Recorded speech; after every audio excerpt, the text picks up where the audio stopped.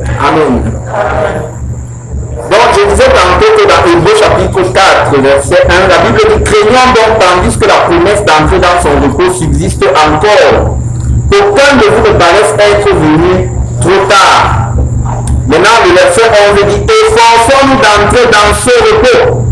Noé est entré dans le repos de Dieu, comme son nom l'indiquait d'ailleurs, afin que personne ne tombe en donnant le même exemple de désobéissance. Donc avec le nom de Noé, nous retenons que nous devons entrer dans le repos de Christ. Nous devons être dans une relation de tranquillité avec le Seigneur. La Bible dit: c'est dans le calme et la tranquillité que sera votre repos, que sera votre salut. Maintenant, après avoir examiné le nom de Noé, nous allons voir la grâce de Noé. La grâce de Noé. La grâce de Noé. Il y a des gens qui ont souvent dit que dans l'Ancien Testament, il n'y avait pas la grâce. Ce n'est pas vrai. La grâce de Dieu a toujours existé. Mais dans l'Ancien Testament, elle était saisonnière. Elle venait pour un temps, elle partait. Mais depuis que Jésus est mort sur la croix et ressuscité, la grâce est venue de façon permanente. C'est à cet effet que la Bible dit que la loi a été donnée par Moïse, mais la grâce et la vérité sont venues par Jésus-Christ. Mais néanmoins, dans le Noé, la loi de Moïse n'existe pas encore. Mais la grâce de Dieu était bien là. Regardez Genèse chapitre 6, verset 8 à 9. Genèse 6, verset 8 à 9. La Bible nous dit: mais Noé trouva grâce aux yeux de l'Éternel. Vous avez vu cela? Dieu a accordé la grâce à Noé. La Bible dit: voici la postérité de Noé. Noé était un homme juste et intègre en son temps. Noé marchait avec Dieu. Vous voyez que la grâce est venue avant la justice. Ce n'est pas parce que Noé était juste que Dieu lui a fait grâce. Dieu lui a fait grâce et la conséquence a été que Noé a été justifié. Noé a reçu la foi et il a donc commencé à marcher avec Dieu. Et dans une génération donc où le péché a abondé, la grâce de Dieu a surabondé dans la vie de Noé et des saints. Maintenant, la Bible nous dit pour nous, l'Église, dans Romains chapitre 5, verset 20, que là où le péché a abondé, la grâce de Dieu a surabondé. Noé a vécu dans une génération où le péché était énorme. Nous vivons dans une génération où le péché est plus que énorme. Et au milieu de tout ça, la grâce de Dieu finit toujours par triompher. Peut-être pas pour tout le monde, mais au moins c'est pour une personne. De ce temps-là, c'était Noé. Aujourd'hui, c'est toi qui bénéficies de cette grâce. La grâce, c'est la faveur imméritée que Dieu nous a accordée. Pour nous, la Bible dit dans Éphésiens chapitre 2, verset 8 à 10, parlant de la grâce qui nous a été faite en Jésus-Christ. La Bible dit: et Noé a suivi exactement le même cheminement qui est donné dans Éphésiens chapitre 2, verset 8 à 10. La Bible dit: c'est par la grâce que vous êtes sauvés. C'est par la grâce que Noé a été également sauvé. Par le moyen de la foi. C'est également par le moyen de la foi que Noé a été sauvé, comme la Bible le dira d'ailleurs dans Hébreux 11, verset 7. Et la Bible dit: cela ne vient pas de vous, c'est le don de Dieu. Noé n'a pas fait quelque chose pour qu'il mérite la grâce. Dieu lui a accordé cette grâce comme cela, dans sa souveraineté. Et la Bible dit au verset 9: ce n'est point par les œuvres afin que personne ne se glorifie. Dieu n'a pas regardé sur terre, il a dit que Noé a fait quelque chose de bien, les autres ont fait quelque chose de mal, par conséquent il choisit Noé. Non, la grâce a précédé la justice et la foi et les œuvres de Noé. Maintenant le verset 10 nous dit: car nous sommes son ouvrage et a été créé en Jésus-Christ pour de bonnes œuvres que Dieu a préparées d'avance afin que nous les pratiquions. Les bonnes œuvres que Noé devait accomplir, Dieu avait préparé ça avant. Noé, quand il a accepté la grâce de Dieu, il est simplement entré dans les œuvres que Dieu avait préparées pour lui, tout comme nous d'ailleurs aujourd'hui. Donc voilà en ce qui concerne la grâce de Dieu. Personne ne peut mériter la grâce de Dieu. Si tu mérites la grâce de Dieu, ce n'est pas une grâce. Ça devient déjà une œuvre. Mais maintenant, quand on est sauvé, Dieu nous donne la grâce, on a la foi, on est justifié, maintenant les œuvres viennent après. Les œuvres viennent pour confirmer la foi. Les œuvres ne viennent pas avant d'être sauvés. Amen. Et en troisième lieu, nous allons regarder la génération de Noé.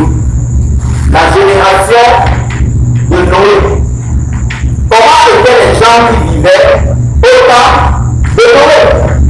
Et à partir de là, on verra également notre génération aujourd'hui. La génération de Noé, Genèse chapitre 6, verset 11 à 12. Genèse 6, verset 11 à 12, la génération de Noé. La Bible dit que la terre était corrompue devant Dieu. La terre était pleine de violence. Ensuite, Dieu regardait la terre et voici, elle était corrompue, car toute chair avait corrompu sa voie sur la terre. La Bible dit que la génération de Noé, c'est-à-dire les contemporains de Noé, les gens qui ont vécu à la même époque que Noé, ils étaient corrompus. Le mot hébreu pour corrompu signifie souillé. Ils étaient non seulement souillés, mais encore pervertis. Ils étaient moralement pourris. Ils étaient gâtés. Ils étaient perdus. Comme notre génération aujourd'hui, nous sommes dans la génération la plus souillée. Nous sommes pires que la génération de Noé. Nous sommes dans la génération la plus pervertie. Nous sommes dans la génération la plus pourrie sur le plan moral. Jamais la moralité n'a été en déclin comme dans notre temps. Nous sommes la génération la plus gâtée. Avant, quand les gens faisaient le mal se manifestait dans sa plénitude quand ils avaient déjà un certain âge. Mais aujourd'hui, le mal se manifeste dans sa plénitude pendant qu'on est encore plus petit. Amen. Quelqu'un sait de quoi je parle? Les enfants d'aujourd'hui sont plus éveillés dans le mal que les enfants d'il y a quelques années. Si vous regardez, vous faites un feedback 20 ans auparavant, la façon dont les jeunes se comportaient, ce n'est pas comme la façon dont les jeunes se comportent aujourd'hui. Est-ce que vous pouvez continuer ce que je dis? Amen. Plus le temps passe, plus l'humanité s'empire. Plus le temps passe, plus le mal ne fait qu'aller de façon croissante. Or, les événements du temps de Noé, aujourd'hui, ça fait plus de 4000 ans que tout cela a eu lieu. Mais aujourd'hui, dans notre temps, c'est pire.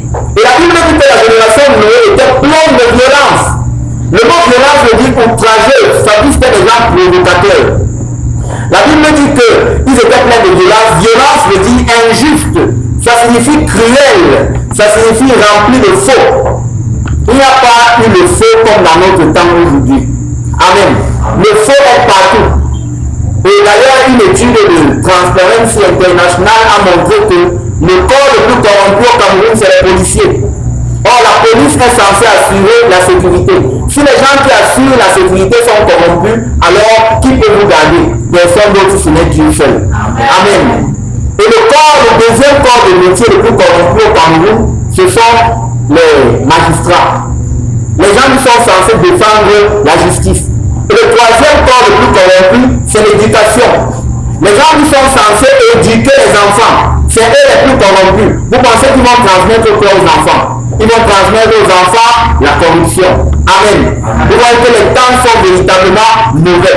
Chacun peut témoigner du fait que notre génération est la plus méchante, même dans nos quartiers. Nous voyons les faits divers qui arrivent tous les jours. Et la génération de Noé était méchante, elle était portée vers le mal, elle était portée vers le péché. Et voilà donc qu'au cours de cette génération-là, Dieu a donc décidé de juger. Et justement, nous en venons au quatrième point que nous étudions sur Noé, la décision de Dieu envers Noé. La décision de Dieu.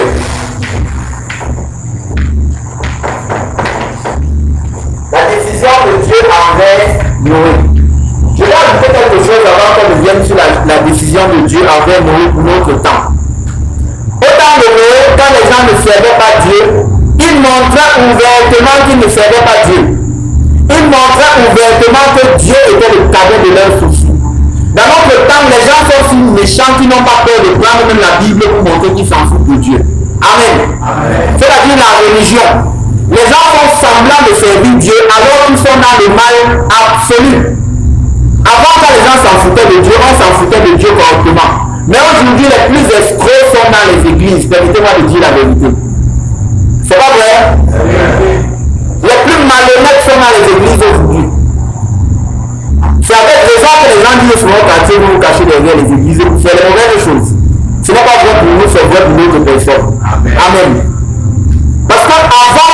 quand les gens disaient qu'ils s'en foutent de Dieu, ils ne cachaient pas. Mais aujourd'hui, le danger même, c'est qu'on prend la figure de ce qui fait Dieu pour se cacher derrière le mal. Et c'est encore là où c'est plus dangereux. Parce que les mensonges les plus dangereux sont ceux qui ressemblent le plus à la vérité.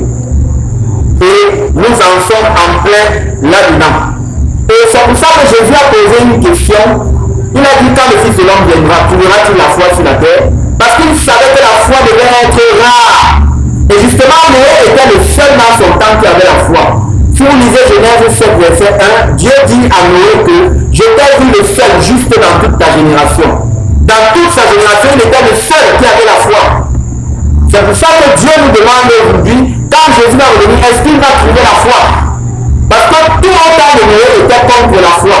Tout le temps de Noé était anti-divin. Tout à notre temps est anti-chrétien. Rien ne nous encourage à servir le Seigneur. Il suffit que vous mettez le nez dehors en étant sur place. Tout vous encourage à ne pas servir le Seigneur. Quand tu te mets devant la télé, est-ce que la télé t'encourage à servir le Seigneur? Non, disons les choses en face, disons-nous la vérité. C'est tellement difficile. Mais là où le péché a abondé, n'oubliez jamais que la grâce de Dieu surabonde. Mais on pouvait être découragé à un moment donné parce que le mal se contamine. Mais on pouvait croire que le mal pouvait le contaminer. Mais Dieu a dit que s'il laisse encore Noé, avec ces gens-là, Noé va être contaminé. Mais Dieu a enlevé Noé, l'a mis en sécurité. C'est pour ça que Dieu, pour que tu ne sois pas contaminé par le mal qu'il y a dans notre temps, Dieu va nous mettre en sécurité très bientôt. Amen. Alléluia. Amen. Et voilà donc la décision que Dieu prend envers Noé, c'est dans Genèse chapitre 6, verset 13 à 14. Voici la décision que Dieu prend. Alors Dieu dit à Noé, la fin de toute chair est arrêtée par devant moi, car ils ont rempli la terre de violence. Voici, je vais les détruire avec la terre. Fais-toi une hache de bois de fer, tu disposeras cette hache en cellule et tu l'enduiras de poids en dedans et en dehors. Quelle est la décision que Dieu prend envers Noé? Dieu dit, je vais détruire ta génération, mais avant je vais te mettre en sécurité. L'Éternel est en train de nous dire aujourd'hui qu'il va détruire notre génération, mais avant cela, il va te mettre en sécurité. Amen. Tant que Noé était encore là, Dieu ne pouvait pas détruire. Je veux dire que tant que tu es encore là, Dieu ne peut pas détruire. Amen. Ce n'est pas qu'il ne veut pas, il veut bien, mais il ne peut pas parce que tu es encore là. Amen. Quand Dieu a encore ses intérêts sur la terre, il ne peut pas se permettre de les détruire sans que ses intérêts soient mis en sécurité. Nous avons lu 2 Pierre chapitre 3. Versets 5 à 7. 2 Pierre 3, versets 5 à 7. Ici, l'apôtre Pierre fait une comparaison entre le jugement du temps de Noé et le jugement du temps de la fin, c'est-à-dire de notre temps. 2 Pierre 3, versets 5 à 7, il est écrit, ils veulent ignorer en effet que des cieux existaient autrefois par la parole de Dieu, et même qu'une terre tirée par l'eau et formée au moyen de l'eau. Et que ces choses, le monde alors périt submergé par l'eau. Ça c'était au temps de Noé, Dieu avait jugé le monde au travers de l'eau. Maintenant pour notre temps, le verset suivant nous dit, tandis que par la même parole, les cieux et la terre d'à présent sont gardés et réservés pour le feu. La deuxième fois que Dieu va juger la terre, ce sera par le feu et non plus par l'eau. Vous savez que le feu est plus dangereux que l'eau. Amen. Dans l'eau, on peut envoyer la boue de sauvetage. Dans le feu, qu'est-ce qu'on peut envoyer? Ce qu'on envoie dans le feu, la chose qu'on envoie, elle-même va brûler. Vous vous rappelez l'histoire de Daniel et ses compagnons. Quand ils ont été jetés dans le feu, ceux qui les ont mis dans le feu, eux-mêmes ont été brûlés. Parce que la chaleur était extraordinairement forte. En enfer, il n'y a pas d'eau. En enfer, il n'y a que le feu, parce que c'est le pire châtiment.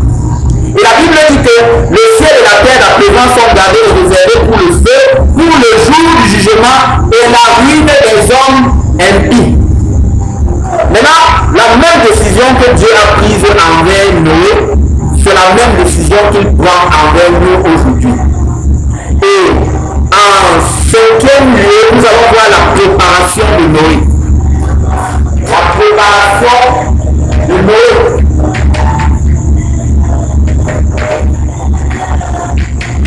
Noé ne va pas rester attendre les grands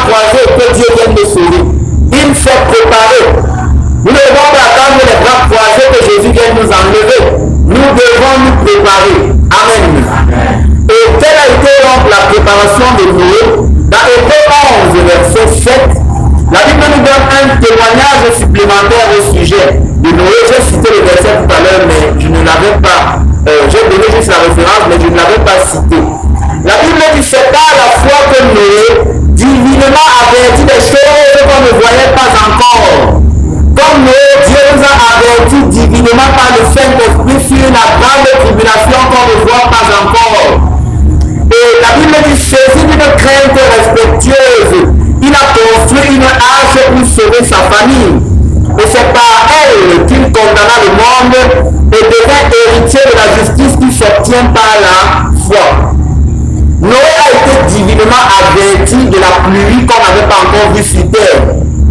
Nous avons été avertis de l'enlèvement qu'on n'a pas encore vu. Nous avons été avertis de la grande tribulation qu'on n'a pas encore vue. Mais maintenant, nous avons été avertis par le moyen de la foi. Nous croyons sans avoir vu. Amen. Noé n'a pas dit, je vais d'abord voir la pluie avant de croire. Aucun de nous n'a encore vu l'enlèvement avant d'y croire. Mais heureux ceux qui ont cru sans avoir vu. Amen.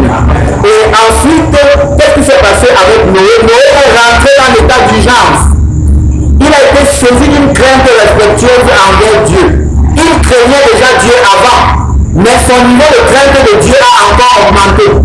Dans ce moment où nous sommes dans l'état d'urgence, notre niveau de crainte de Dieu doit encore augmenter. Et la Bible nous dit également que la préparation de Noé consistait à construire l'arche. Nous devons construire notre relation avec le Seigneur. Parce que c'est ta relation avec le Seigneur qui te protège. C'est ta relation avec le Seigneur qui est ton abri et ton refuge. Et le monde a rejeté le ministère de Noé. La majorité des gens ont rejeté le ministère de Noé. Je veux te dire que la majorité des gens rejetteront le ministère sur l'enlèvement. Amen. Je dis même parmi les chrétiens.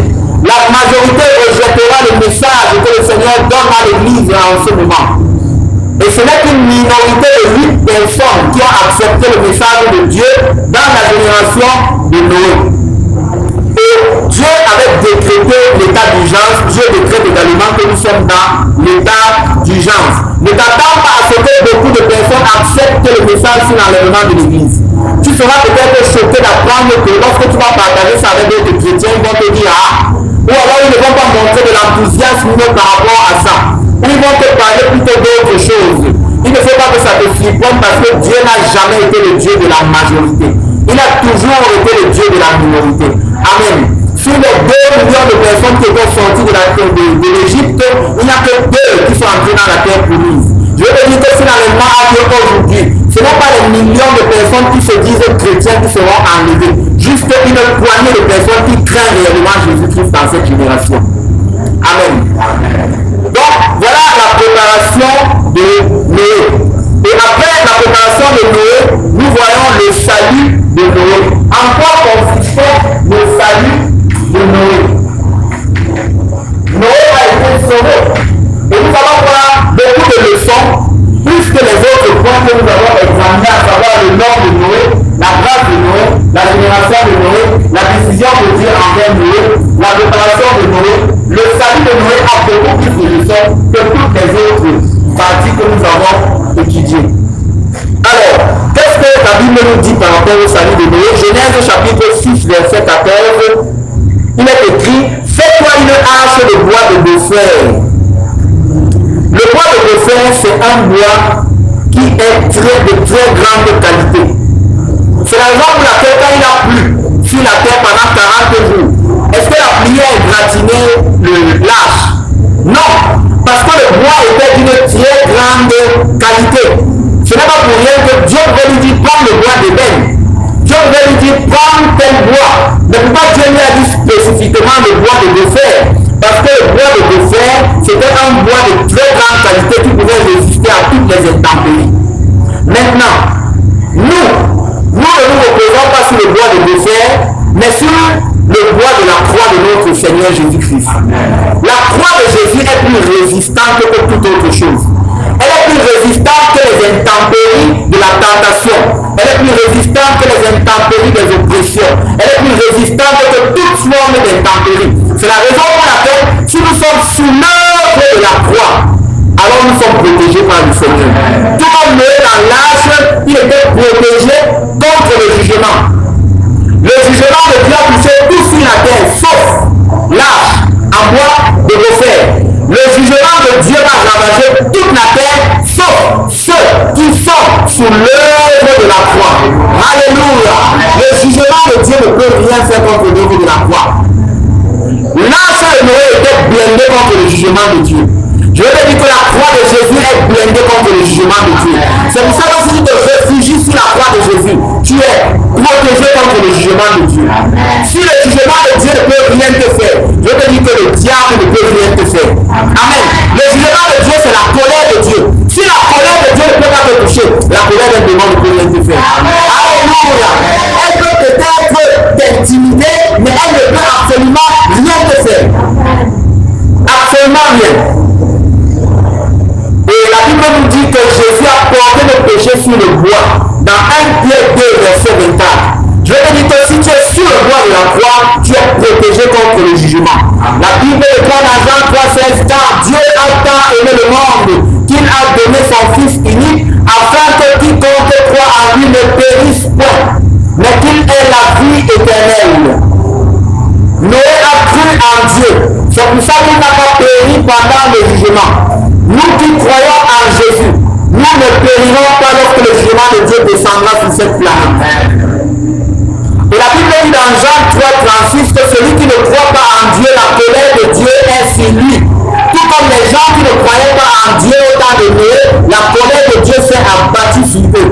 Si tu crois en Jésus, frère et soeur, tu n'as rien à craindre. Amen.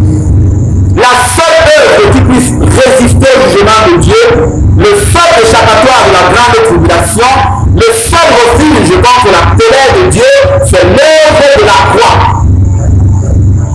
Son sacrifice est mon seul refuge, son sacrifice est ma seule sécurité éternelle. Et tout autre refuge sera emporté par le jugement de Dieu. Les gens avaient des maisons solides pendant le temps de Noé. Leurs maisons ont été emportées par le jugement de Dieu. Les gens avaient de l'argent au temps de Noé. Leur argent a été emporté par le jugement de Dieu. Mais l'arche n'a pas été emporté. Parce que l'arche était le lieu de la sécurité. C'était une image de la croix. Parce que la croix de Jésus ne peut pas être emportée. C'est pourquoi tu dois rester près de la croix. Je ne parle pas d'une croix en bois. Je ne parle pas d'une croix physique. Mais je parle du sacrifice, le souvenir du sacrifice de Jésus sur la croix. Dans Genèse 6, verset 18, le Seigneur a établi son alliance avec Noé.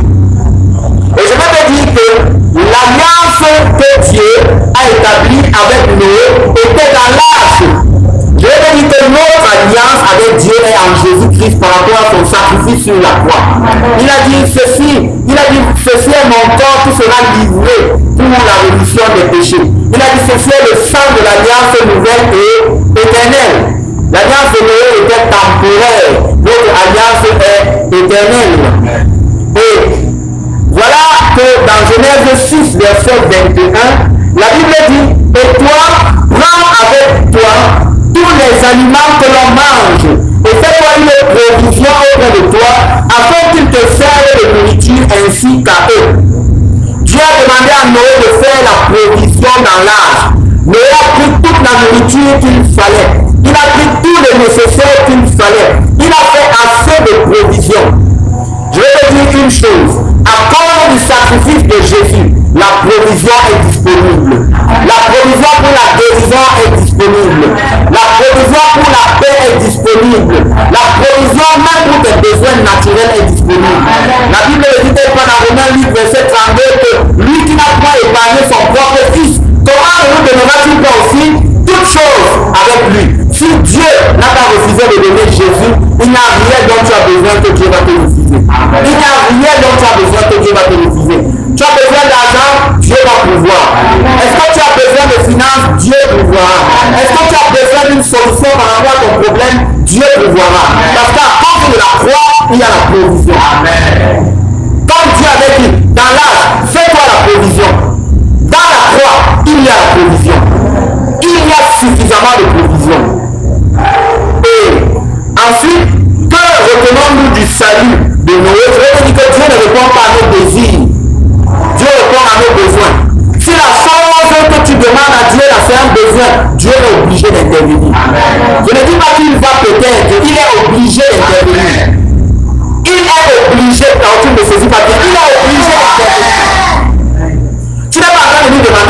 privée.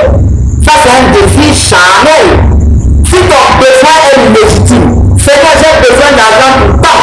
Si c'est légitime, je dis que Dieu pourvoira. La Bible dit mon Dieu pourvoira tous vos besoins selon la richesse de sa gloire en Christ Jésus. Parce que la gloire de Dieu est en jeu lorsque les besoins des enfants de Dieu sont bafoués. Jésus a dit que le Père sait de quoi nous avons besoin avant même que nous ne lui demandions. Et parfois, quand on a le besoin, on a l'impression que Dieu ne sait pas. Je vais te dire que Dieu sait. Il n'est pas un père irresponsable. Tu n'as pas besoin de demander à un père ce qu'il va faire pour ses enfants. Le père le fait parce qu'il sait que c'est une responsabilité paternelle que de prendre soin des besoins de ses enfants. Frères et sœurs, si tu es enfant de Dieu, Dieu a la responsabilité de prendre soin de nos besoins. Et dans la croix, il y a la provision. Tu peux attraper Dieu sur Romains 8, verset 32. Tu dis, Seigneur, voici telle situation. Tu as dit que tu ne peux rien refuser si tu m'as donné Jésus. Et si tu insistes, tu verras la réponse. Parce que Dieu est fidèle. La Bible dit que même quand ils sont infidèles, il demeure fidèle. Il ne peut pas se renier lui-même. Dieu ne peut jamais changer ce qui est sorti de sa bouche. Jamais, jamais, jamais. S'il l'a dit, alors il le fera certainement. Il ne te laissera pas crever. Amen. Il ne te laissera pas périr. Il va intervenir parce qu'il est Dieu. Il n'est pas simplement le Dieu des choses spirituelles. Il est également le Dieu des choses naturelles. Tu peux attraper le Seigneur avec Matthieu 6, verset 33. Si tu lis ta Bible tous les jours, tu médites tous les jours, tu es fidèle à Dieu, tu vas lui dire, tu as dit que si je cherche premièrement le royaume et la justice, Seigneur, j'ai cherché le royaume et la justice. Tous les jours, je cherche le royaume et la justice. Où sont les autres choses? Dieu va te dire, elles arrivent, elles arrivent, elles arrivent. Amen. Toutes autres choses seront données par-dessus. Il ne peut pas renier sa parole. Il ne peut pas. Il ne peut pas. Même quand le diable va nous faire croire que non, ce n'est pas vrai. Ce n'est qu'une impression. L'impression n'est pas la vérité. L'impression n'est qu'un sentiment. Ce que tu as senti qui t'a menti. Amen. Ne te fie pas tes sentiments. Fie-toi à la parole de Dieu. Je sais qu'en tant qu'être humain, ce n'est pas facile quand on est dans certaines situations. Mais courage, ma soeur, courage, mon frère, ça va aller. Jéhovah Jireh est le même hier, aujourd'hui et éternellement. Dans cette vie, Dieu pourvoira à nos besoins, ne l'oublions pas. La certitude est sûre. Mais maintenant, quelle autre leçon pouvons-nous tirer du salut de Noé? Genèse 6, verset 22. Dans Genèse 6, 22, la Bible dit Noé exécuta tout ce que Dieu lui avait ordonné. Bien que la garantie du salut de l'Éternel était accordée à Noé, Noé a continué à obéir à Dieu. Même si le Seigneur a décidé de nous sauver, de nous préserver du jugement, ça ne nous donne pas la liberté de ne pas obéir. On doit continuer à obéir à Dieu. Noé a continué à obéir à Dieu. Il n'a pas dit, bon, Dieu va m'enlever de toutes les façons, il va me sauver de toutes les façons, donc je crois que les bras. Non, il a continué à obéir parce qu'il était dans un état d'urgence. Dans l'état d'urgence, on doit obéir plus qu'à la normale. Et dans Genèse 7, verset 9, nous avons une autre leçon que nous retenons du salut de Noé. Genèse 7, verset 9. La parole de Dieu dit qu'il entra dans l'arche auprès de Noé, 2 à 2, un mâle et une femelle, comme Dieu l'avait ordonné à Noé. Maintenant, je vais vous dire une chose. Entrons un peu dans le vif du sujet, c'est-à-dire dans la réalité des événements. Noé a fait entrer tous les animaux dans l'arche, n'est-ce pas? Qui a le chien chez lui? Bon, quel est le voisin qui a le chien? Le chien sent comment? Je vais vous entendre. Comment sent le chien? Mauvais. Bon, si un seul chien sent mauvais, beaucoup de chiens sentent comment? Hein? Donc je vais prendre certains animaux. Le bouc sent comment? Mauvais. Est-ce qu'il y avait des boucs dans l'arche? Oui. Il y avait des boucs dans l'arche. Est-ce qu'il y avait des chameaux dans l'arche? Oui. Hein? Quand le chameau fait les gaz, le gaz qui sort, ça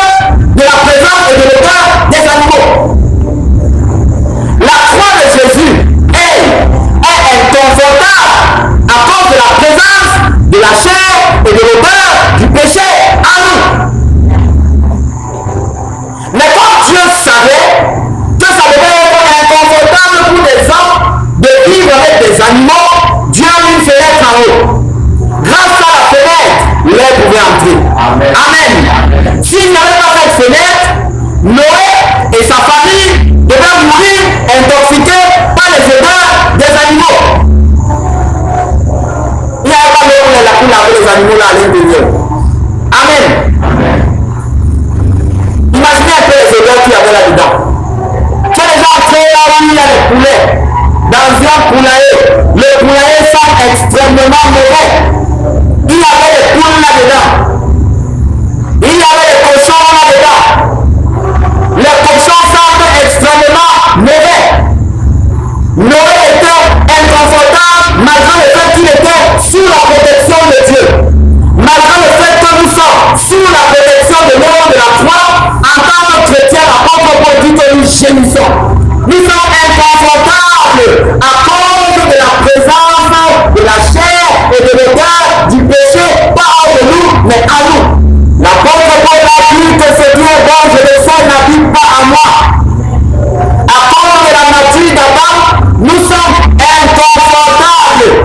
Mais quand quelqu'un dit chance, de la même manière que Dieu avait pourvu la fenêtre dans l'arche, il y avait une ouverture pour pouvoir permettre à Noé de supporter cet inconfort. Je veux dire que malgré l'inconfort de la chair, il y a une ouverture dans le ciel qui te permet de supporter cet inconfort.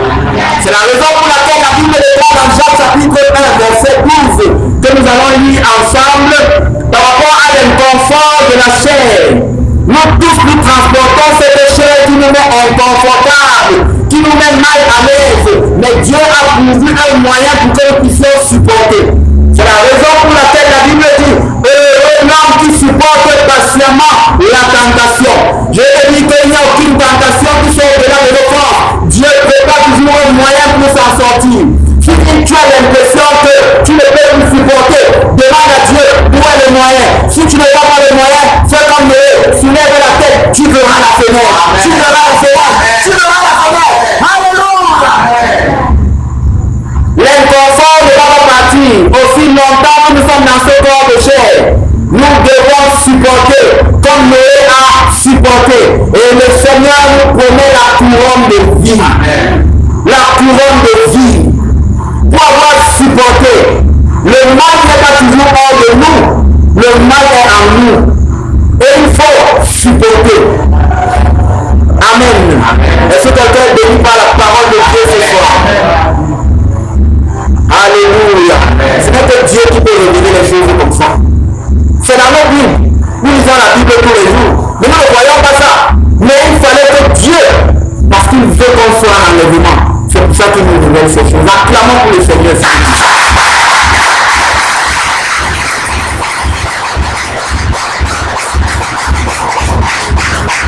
Amen.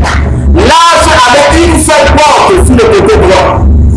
Vous pouvez lire ça dans Genèse 6, verset 16 et Genèse 7, verset 16. L'arche avait une porte sur le côté droit. Ce n'est pas un hasard. Pour nous, la seule porte qui est à la droite de Dieu et qui nous donne accès au Père Céleste, c'est le Seigneur Jésus-Christ. Et quand le moment du jugement du déluge a commencé, Dieu a fermé la porte. Il a fermé la porte de la grâce. Et très bientôt, Dieu fermera la porte. Jésus ne sera pas la porte pour l'éternité. Il est la porte pour ce temps-ci. Il y a certains titres que Jésus a, non pas pour l'éternité, mais pour le temps. Quand il dit je suis la porte, c'est pour permettre aux gens d'entrer. Rappelez-vous dans la parole de 10 vierges, la Bible dit la porte est fermée. Ça veut dire que Jésus cessera de jouer le rôle de la porte le jour de l'enlèvement. Ce rôle s'arrêtera. La porte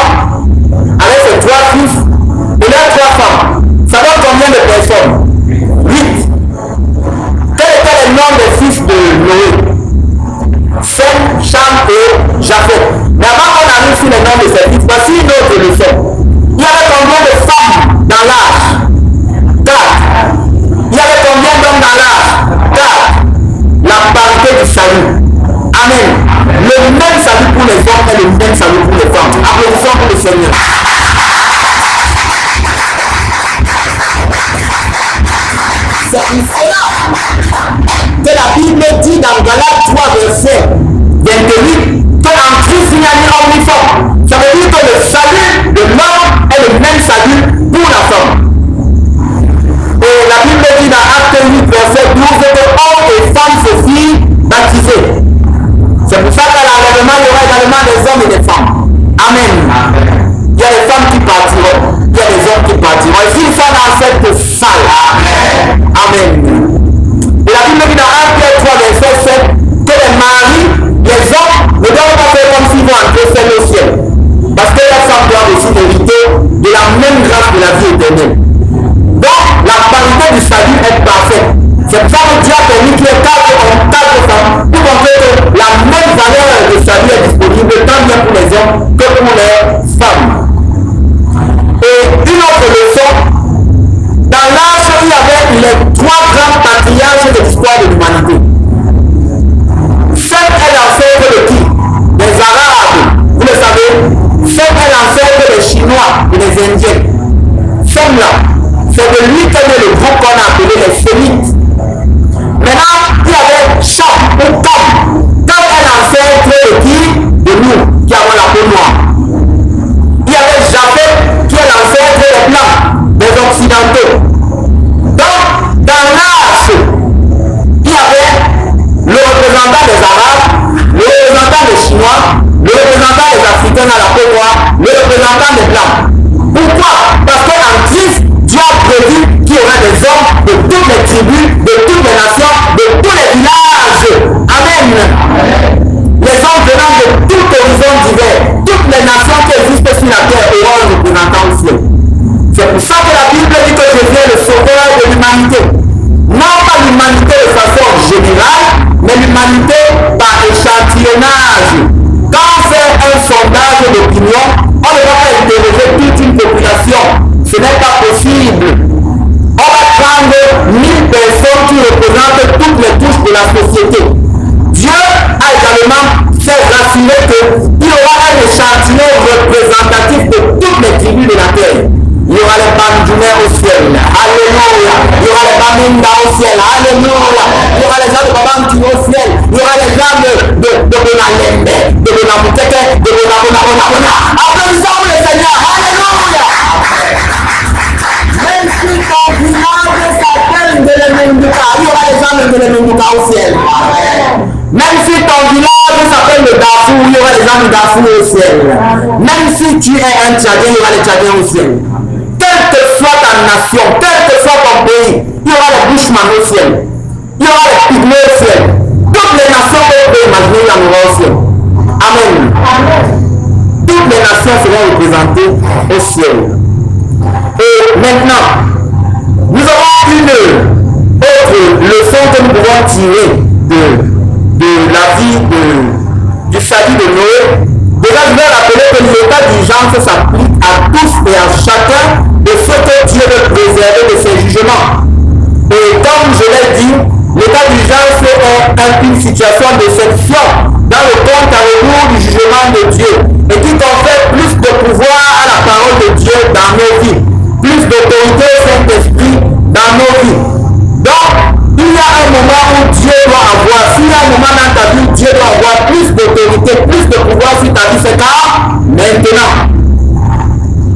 Et l'expression état d'urgence, je l'ai dit, on ne la trouvera pas dans la Bible. Elle est juste une illustration pour expliquer une vérité qui est bien présente dans la Bible.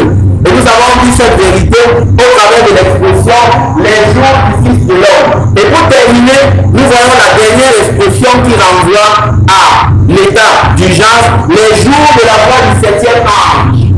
Les jours de la voix du 7e ange. Apocalypse chapitre 10, versets 5 à 7. Apocalypse chapitre 10, versets 5 à 7.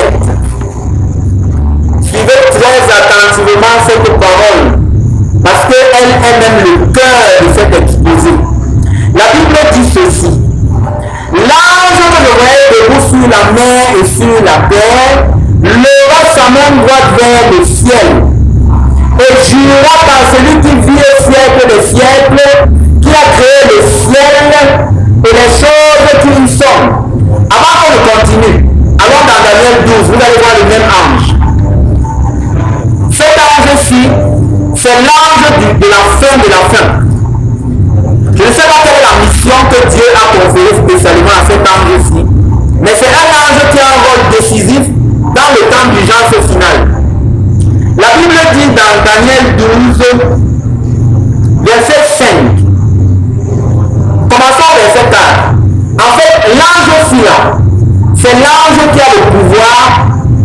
compréhension de la fin des temps. Amen. Amen. Et je vous dis que cet ange est sur la terre en ce moment. Et c'est grâce à lui que Dieu véhicule sur la terre la compréhension de la fin des temps. Amen. Ce que nous comprenons aujourd'hui, que nos prédécesseurs dans la foi n'ont pas compris, c'est parce que le ministère de cet ange particulier commence dans la dernière ligne droite avant l'enlèvement. La Bible dit, toi Daniel, tiens secret ces paroles et scelle le livre jusqu'au temps de la fin. Jusqu'à quel moment? Le temps de la fin. Parce que Dieu avait dit l'ange avait dit à Daniel dans Daniel 8 verset 19, il y a un temps marqué pour la fin. Frère, nous sommes dans le temps marqué pour la fin. Amen. Et dès que nous entrons dans ce temps marqué pour la fin, le ministère de cet ange particulier commence. Et cet ange, Dieu lui a donné le pouvoir de véhiculer la compréhension de la fin des temps. Écoutez ce que la Bible dit. Moi, Daniel, je regardais et voici deux hommes se tenaient debout. L'un en deçà du bord du fleuve et l'autre au-delà du bord du fleuve. Qui étaient ces deux hommes que Daniel a vu? Écoutez-moi très attentivement. Les deux hommes que Daniel a vus, c'était une image du futur. Il s'agissait des deux prophètes d'Apocalypse 11 qui seront envoyés pour un ministère de 42 mois pour le peuple d'Israël. Daniel avait vu ces deux hommes, mais il n'a pas su qui ils étaient. Ce ne sont pas des anges ici. Il s'agit des deux prophètes d'Apocalypse 11. Et la Bible dit dans la suite de verset 6, l'un d'eux dit à l'homme vêtu de lin. Dans l'un des deux prophètes, Daniel est terminé dans le futur. Et quand il a vu cela, il lui a dit, quand sera la fin de ce prodige? L'homme vêtu de lin, c'est cet ange qui a le pouvoir d'expliquer la fin des temps. Amen. Et on a demandé à cet ange-là, quand est-ce que la fin de toute l'histoire de l'humanité est arrivée? Écoutez ce que l'ange a dit. Et j'entendis l'homme vêtu de lin qui se tenait au-dessus des eaux du fleuve. Il leva vers les cieux sa main droite et sa main gauche. Est-ce que ce n'est pas ce qu'on a dit dans Apocalypse 10? La Bible dit quoi? Il jura par celui qui vit éternellement que ce sera dans un temps de temps et la moitié d'un temps. Un temps c'est un an, des temps c'est 2 ans, la moitié d'un temps c'est 3 ans et demi. Frère, ce temps va bientôt commencer. Ce temps de 3 ans et demi sera déclenché dès que l'enlèvement a lieu et la grande tribulation commence. Et maintenant, écoutez ce que Daniel dit. L'ange dit à Daniel dans la suite, et que toutes ces choses finiront quand la force du peuple saint sera entièrement brisée. Il a dit quand le peuple de Dieu aura une force, frère, les forces commencent à nous lâcher. Alors peut-être les forces ne vous lâchent pas. Les forces commencent déjà à nous lâcher. Mieux de vous êtes forts spirituellement. Je dis les forces commencent déjà à nous lâcher. C'est pour ça que Jésus avait dit, si ce jour était abrégé, personne ne serait sauvé. Mais à cause des élus, il est en terme à ce jour-là. Et maintenant, Daniel n'a pas compris que tout le verset suivant. Verset 8, j'entendis, mais je ne compris pas. Pourquoi Daniel n'a pas compris? Parce que ce n'était pas pour le temps de Daniel. Nous comprenons aujourd'hui par la grâce de Dieu parce que c'est pour notre temps. Amen. Il dit j'entendis mais je ne compris pas. Et je dis, mon Seigneur, quelle sera l'issue de ces choses? L'ange répondit à Daniel, va Daniel, car ces paroles seront tenues secrètes et scellées jusqu'au temps de la fin. Amen.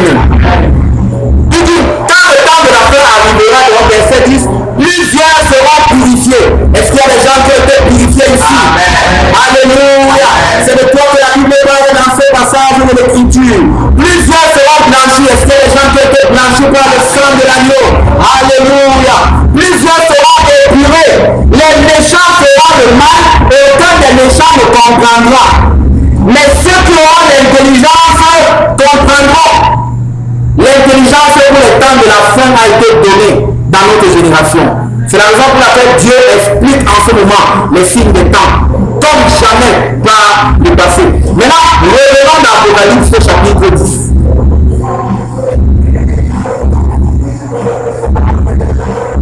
C'est le même ange ici, verset 7. L'ange que je voyais debout sur la mer et sur la terre, leva la main droite vers le ciel. Frère, l'ange ici est apparu au frère Série, prophète de l'assemblée de Bonabéry. Il nous a témoigné que le Seigneur lui a donné un songe. Il a vu un ange qui avait un pied sur la mer et un pied sur le sol. Et quand il a vu cet ange, on lui a dit, va lire Apocalypse chapitre 10. Et quand le frère est parti lire Apocalypse chapitre 10, le frère dit qu'il n'a absolument rien compris. Et il s'est encore endormi. L'ange lui a dit, va dans l'assemblée où vous réunissez. L'ange lui a dit, l'Éternel dit que quand vous priez, il entend. Alléluia. Et quand l'ange lui a dit, va à l'assemblée, on va t'expliquer. Et nous lui avons expliqué. Amen. Ça veut dire que Dieu nous a donné la compréhension de ces choses-là. Amen. Amen. Et quand le frère a commencé à parler, quand j'ai lu Apocalypse 10, le Seigneur m'a fait comprendre. Et maintenant qu'on va en train de lire là, comprenons très bien. Nous sommes déjà dans les jours de la voix du 7e ange. La Bible dit, il jurera, verset 6, par celui qui vient au ciel pour les siècles, qui a créé le ciel, la terre, les choses qui y sont, la terre, les choses qui y sont, la mer, les choses qui y sont, qu'il n'y aurait plus de temps. Quand cet ange se tient pour jurer, ça veut dire qu'il n'y a plus de temps. Frère, il n'y a plus de temps. Nous sommes rentrés dans cette période-là. Amen. Amen. Il n'y aurait plus de temps. Verset 7. Mais qu'au jour de la voix du 7e ange. Frère, le 7e ange, c'est l'ange qui se donnera la trompette de l'enlèvement. Nous sommes déjà dans les jours du 7e ange. C'est-à-dire les jours qui précèdent le moment où cet ange va sonner la trompette. Il n'y aura plus de temps, mais qu'au jour de la voix du 7e ange, le mystère de Dieu s'accomplirait quand il sonnerait de la trompette. Le mystère de Dieu, c'est la résurrection entre les morts lors de l'enlèvement et du retour de notre bienheureux Rédempteur. Nous sommes dans cette période-là. Comme il a annoncé par ses serviteurs, les prophètes. Et dans la suite, on a demandé à Jean de se nourrir de la parole et d'aller parler au maximum de personnes. Dans ce moment d'urgence, Dieu te demande, nourris-toi de la parole et va parler au maximum de personnes possibles. Amen. Amen. Tu n'auras pas fini de parler à ces gens, Jésus sera déjà multiplié. Et c'est l'accomplissement de la parole que Jésus avait dit. Vous n'aurez pas fini de parcourir les villes d'Israël que le Fils de l'homme serait revenu. Jésus avait parlé en parole. Donc, frère, il n'y a plus de temps. Si vous pensez qu'il y a encore le temps, il n'y en a plus. Amen. Amen. Allez devant le Seigneur, demandez au Seigneur lui-même de vous révéler ces choses. Il n'y aurait plus de temps. Donc, pour me résumer, par rapport à l'état d'urgence, c'est un moment d'exception où les pouvoirs de la police et du gouvernement sont augmentés sur la population. Nous sommes dans l'état d'urgence où le pouvoir de la parole de Dieu doit augmenter sur nos vies. L'autorité du Saint-Esprit doit augmenter plus que par le passé. Et nous sommes dans la période qui mène directement au retour du Seigneur. Amen. Tout comme Jean-Baptiste était dans la période quand son ministère a commencé, qui menait directement à la première venue de Jésus. Nous sommes dans la période qui mène directement à la seconde venue du Seigneur. Amen. Amen. Et je prie afin que l'autorité de la parole de Dieu puisse aller croissant dans nous. Amen. Et pendant ces jours, plus ces jours vont avancer, plus le peuple de Dieu va s'affaiblir. Parce que l'ange avait dit quand la force du peuple saint sera entièrement brisée. Quand les chrétiens n'auront plus de force, c'est la raison pour laquelle la Bible déclare que le Fils de l'homme viendra à l'heure où on y pensera le moins. C'est pour ça que le retour de Jésus sera une délivrance pour nous. Amen.